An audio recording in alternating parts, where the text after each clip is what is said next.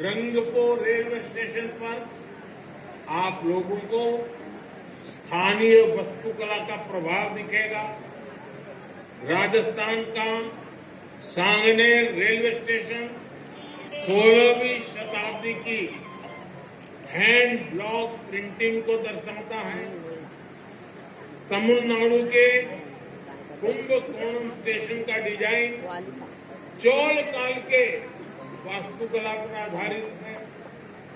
Ahmedabad railway station Modhera सूर्य मंदिर से प्रेरित है।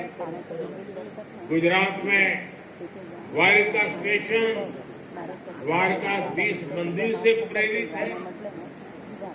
आईटी सिटी गुड़गांव का रेलवे स्टेशन आईटी के लिए ही समर्पित होगा।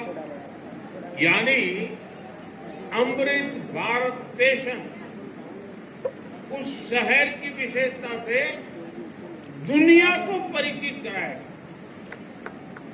इन स्टेशनों के निर्माण में दिव्यांगों और बुजुर्गों उनकी सुविधा का भी विशेष ध्यान रखा गया है। साथियों, बीते 10 वर्षों में हम सभी ने एक नया भारत बनते देखा और रेलवे में तो परिवर्तन साक्षात हम अपनी आंखों के सामने देख रहे हैं।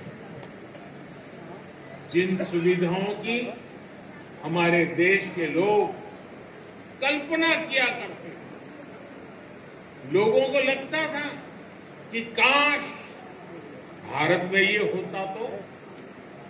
लेकिन आप देखिए, जो कभी आप कल्पना में सोचते थे, आज हम आंखों के सामने होता हुआ देख रहे हैं।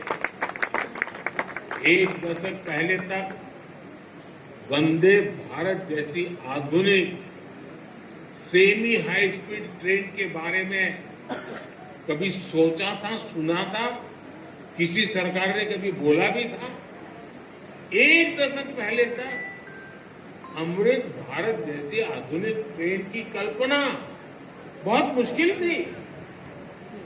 एक दशक पहले तक नमो भारत जैसी शानदार रेल सेवा के बारे में किसी ने कभी सोचा नहीं था। एक दशक पहले तक विश्वास ही नहीं हो पाता था कि भारतीय रेल का इतनी तेजी से बिजलीकरण होगा। एक दशक पहले तक ट्रेन में स्वच्छता, स्टेशन पर सफाई, ये तो बहुत बड़ी बात मानी जाती थी। आज ये सब रोजमर्रा की जिंदगी का हिस्सा बन गए। एक दशक पहले तक मानव रहित फाटक भारतीय रेल की एक पहचान बन चुकी थी, एक आम तस्वीर। आज ओवरब्रिज, अंडरब्रिज से बेरोक-टोक और दुर्घटना रहित आवाजाही सुनिश्चित हुई है।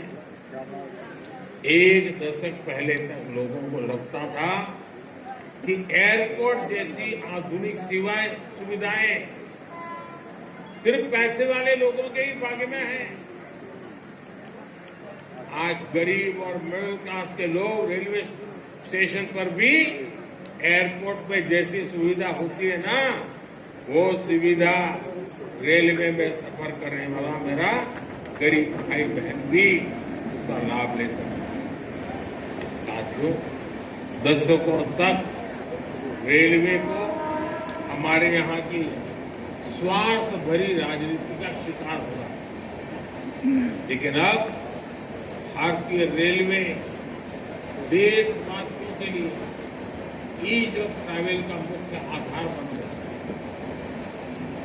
जिस रेलवे के हमेशा घाटे में होने का रोना रोया जाता था, आज वो रेलवे परिवर्तन के सबसे बड़े दौर से गुजर रही है।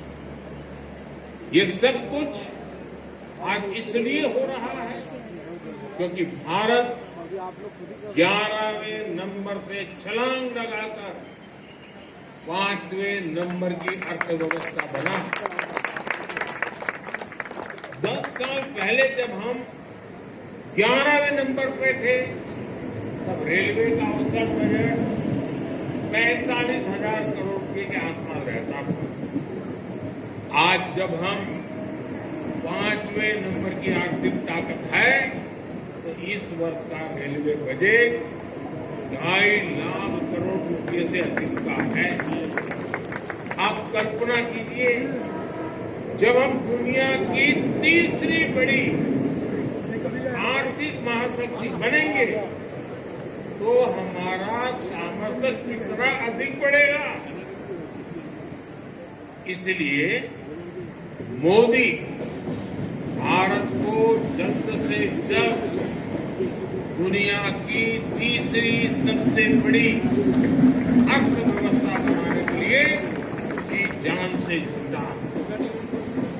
लेकिन साथियों, आपको एक और बात ध्यान